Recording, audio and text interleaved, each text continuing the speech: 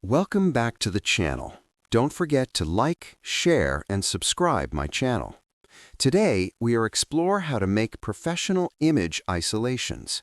Start by selecting the subject using object selection and refining it in mask overlay mode with careful attention to clean edges and smooth transitions.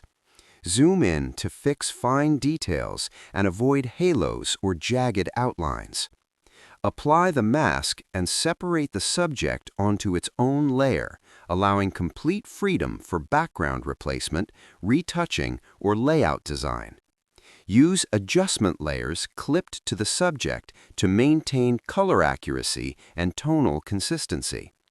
Optional tips include